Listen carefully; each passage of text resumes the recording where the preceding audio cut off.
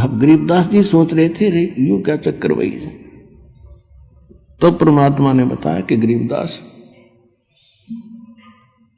हम ही वो परमात्मा है, और ये सोचल सिद्धर मैं करूं अपने जन के काज। बेटा ये है मेरा लोक, और ये सारा व्यवस्था आप देख रहे हो, क्योंकि वहां दिव्य दृष्टि प्राप्त हो जाती है। वहां से आप यहाँ की सुई भी देख सकते हो, कुत्ते गधे का सुअर भी को भी देख सकते, शरीर को भी देख सकते हो।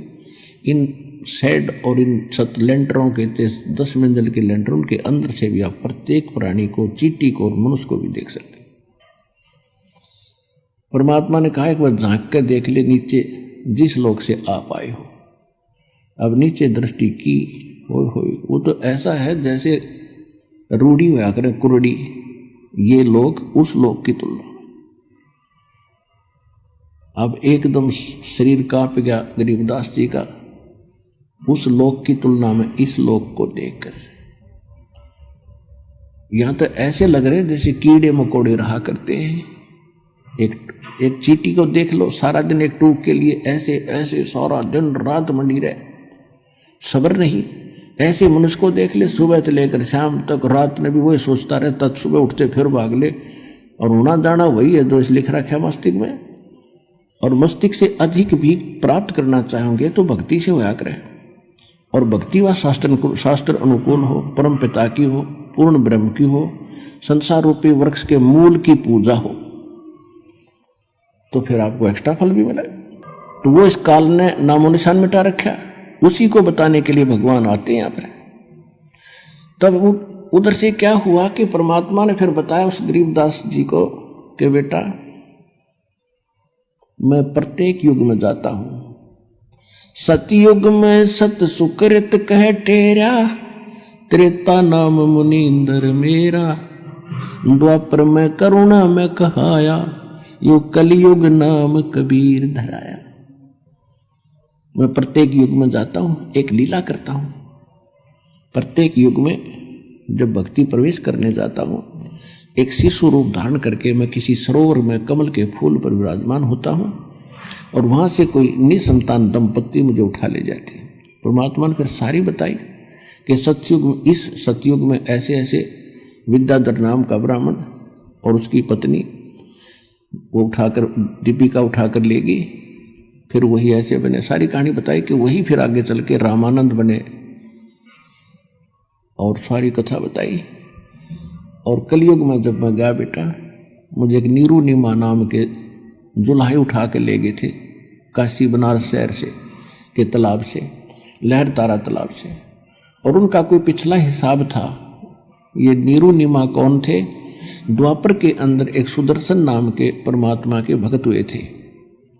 जब परमेश्वर करुणा में नाम से आए हुए थे, उसने प्रार्थना की थी कि मेरे माता पिता ने आपका ज्ञान भगवान स्वीकार नहीं किया और ये बहुत दुख पाएंगे, मेरी अर्ज है दाता किसी जन्म में उनको शरण में लेके पार करना। तो उस प्रॉमिस वश मैंने प्रॉमिस किया था उनसे, उस सुदर्शन से कि बेटा तू चिंता ना कर और निर्भय होकर निश्चिंत होकर शरीर त्याग दे, नहीं तू भी यहीं फंस जाएगा और मैं तेरे माता पिता को पार करूंगा, टाइम कितना लग जाइए। जिस कारण से मैं उस पिछले प्रॉमिस अनुसार अपने वचनबद्ध होने के कारण उनको नीरू नीमा को,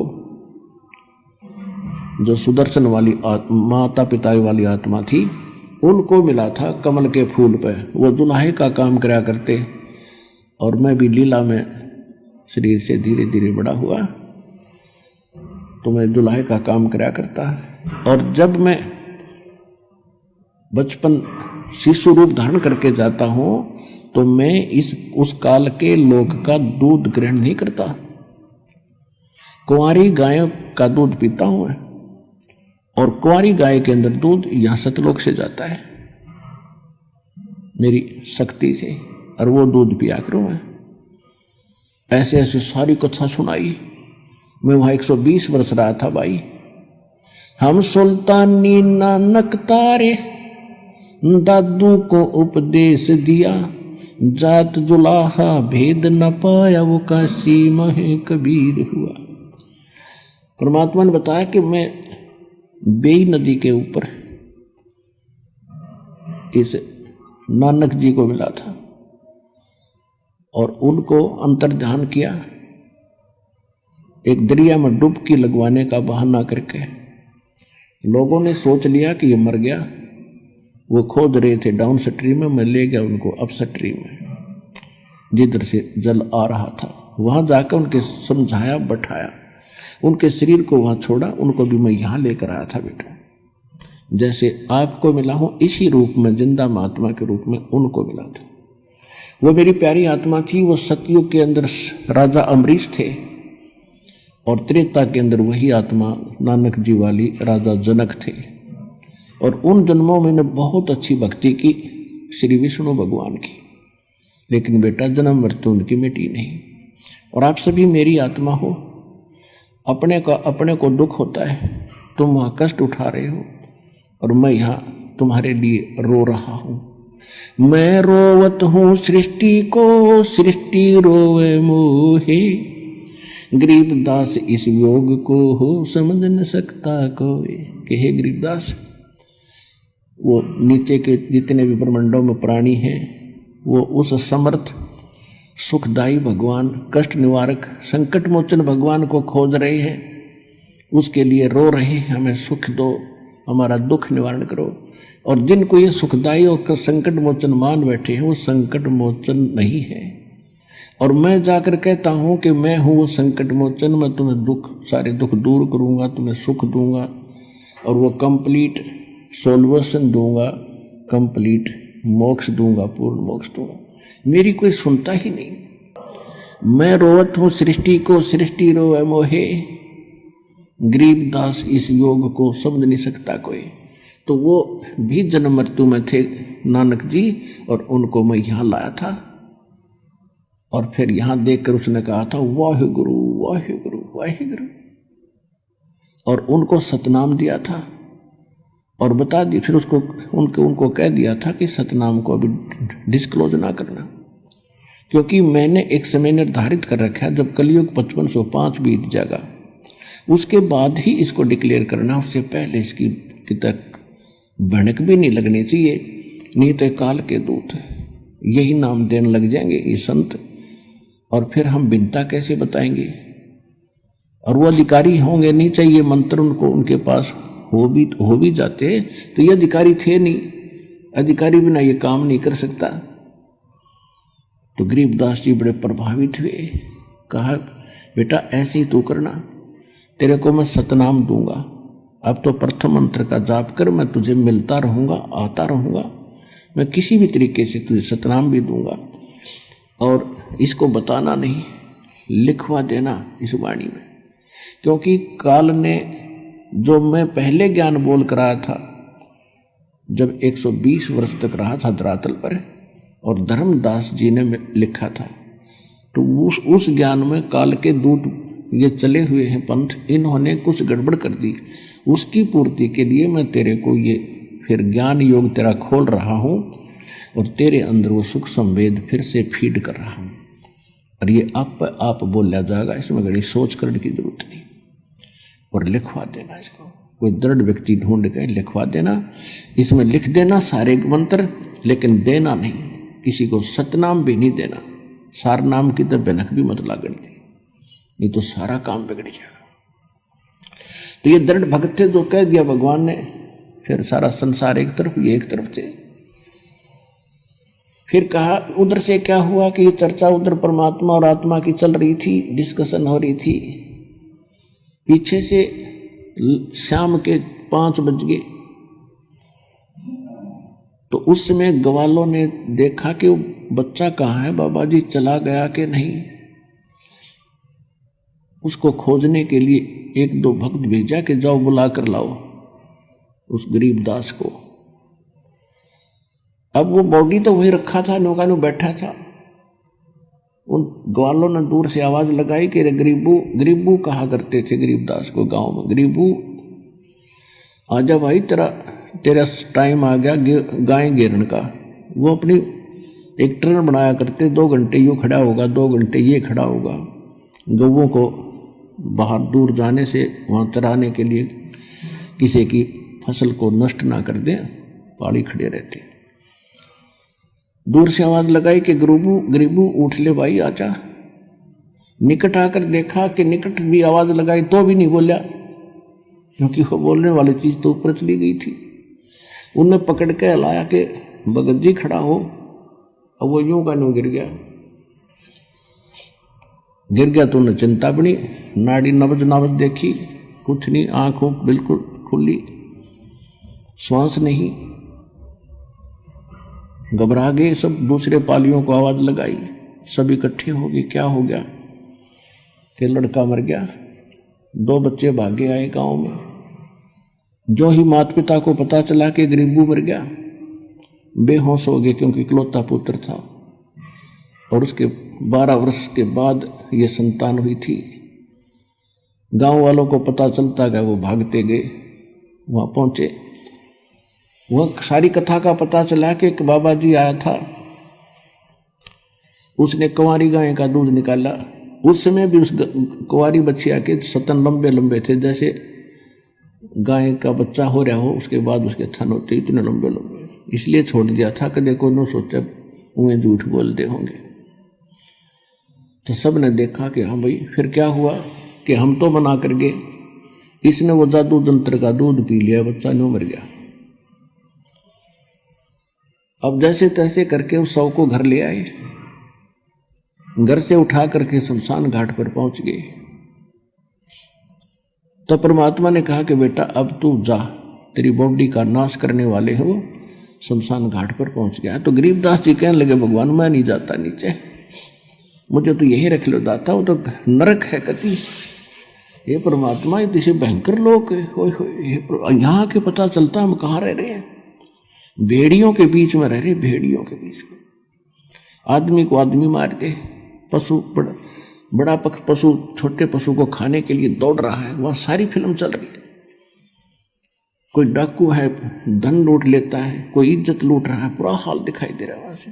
मतलब सब कर्म हो रहे हैं, पृथ्वी सब नजर आ रहे थे इसके, पृथ्वी घूम ही रही है ऐसे। तो परमात्मा बोले बेटा जा, भगवान इसी को कहते हैं कि इसे गंदे लोक में तेरी सुरक्षा करूंगा, तुझे सुरक्षित रखूंगा, और ये नाम जाप करिए और जाइए तू यहां से बेटा। गरीबदास जी की आंखों में आंसू आ गए, बुरी तरह रोने लगे, है मालिक वहां ना बेचो।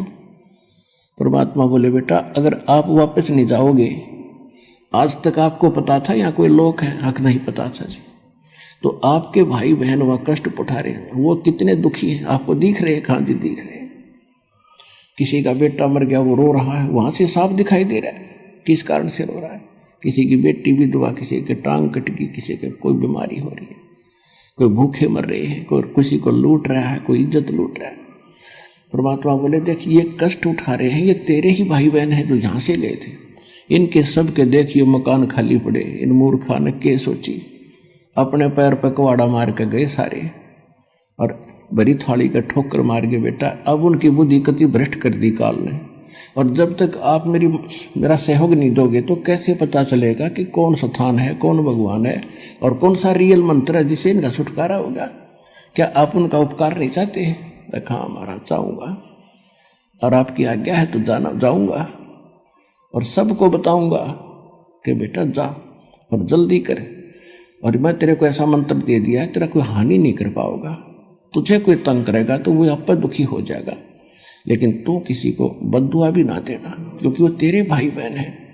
और तेरे पास ऐसा मंत्र हो गया, अगर तू बद्दुआ देगा तो घनी हानि हो जाएगी और तेरी भक्ति नष्ट होगी। उनको कुछ ना कहना, पर तेरे को ऐसा कवच दे दिया, तेरा कुछ नहीं बिगाड़ पाओगा। तो गरीबदास जी को कहा जा बेटा जल्दी पहुंचे। उधर से चिता पर रख दिया शव को, ऊपर लकड़ी लगाने लगे थे, इतने में वह जीवात्मा परमात्मा ने वापस भेज दिया। एकदम ऐसे खड़खड़ा हुआ, सारा कंपन हुआ, और बंधन जो बंध रहे थे वो भी कट गए और सीधा खड़ा हो गया नीचे, एकदम उतर के चिता से नीचे आके खड़ा हो गया। बोलो सतगुरुदेव।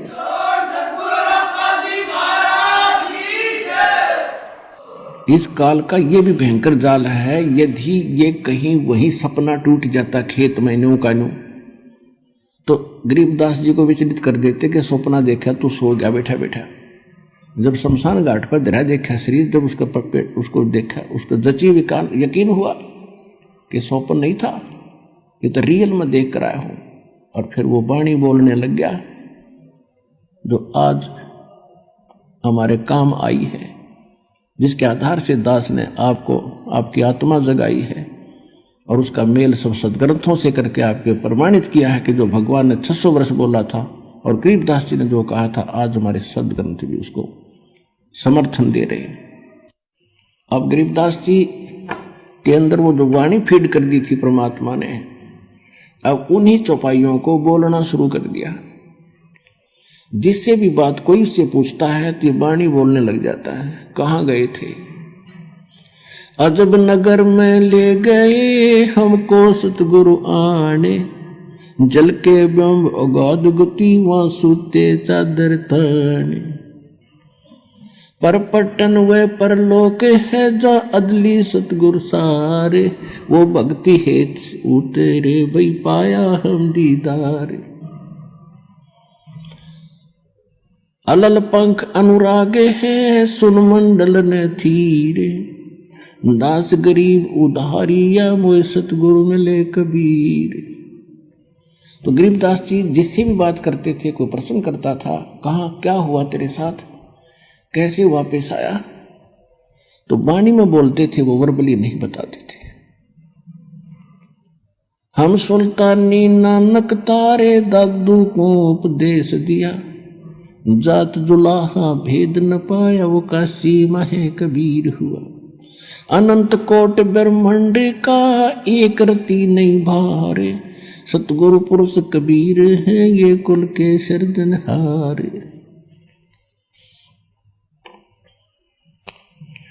फिर उनको उपदेश दिया करते थे, भजन कर राम दुहाई रे, भजन कर राम दुहाई रे। जन्म अनमोल तुझे मिला ये, नर देही पाई रे। इस देही को देवालोचे, सुर नर मुनि बाई रे। भजन कर राम दुहाई रे, भजन कर राम दुहाई रे। परमात्मा से प्राप्त ज्ञान को जनता में सुनाने लगे, लेकिन कोई ना सुने। अब वह ज्ञान उसका समझ मावे नहीं, बोले वाले ग्रामीणों के। वो कहने लगे इसका बिरड़ुआ फूट गई, बैंड है यो, बिरड़ावा है, पागल हो गया, जंतर मंत्र के दूध न पी के। तो उस वो बात करें और वो सुनावे अमृत ज्ञान, तो बालकों का समझ में कैसे आवे? वो PhD की बातें, और वो पहली कक्षा के बच्चे भी कोई नहीं भक्ति। तो सभी के सभी उनको पागल कहने लगे, मेंटल, बावलिया कहने लगे, बावलिया। माता पिता को सब्र हुआ कि जैसा भी पागल है, मेंटल है, हमारी आत्मा संतुष्ट है कि हमारा बेटा जीवित हो गया। नगर निवासी भी खुश हुए, क्योंकि एक बहुत बड़े रईस का दोता था, बहुत बड़े साहूकार जमींदार किसान का, जाट जाति में जन्मे थे गरीबदास जी। तो कहने का भाव यह है कि ऐसे 3 वर्ष बीत गए। 3 वर्ष के तक यही स्थिति रही। सब परमात्मा की वाणी सबको सुनाना चाहते थे, लेकिन कोई समझ नहीं पाता था, उसके पास भी नहीं बैठते थे, उसको पागल कहा करते। वो आ गया, उनकी माता का नाम रानी था, कि रानी का पागल बावड़ा आ गया, रानी का बावड़ा आ गया। जैसे तैसे 3 वर्ष निकले। एक दादू पंथ के दादू जी को भी परमात्मा मिले थे, परमेश्वर कबीर जी जिंदा बाबा के रूप में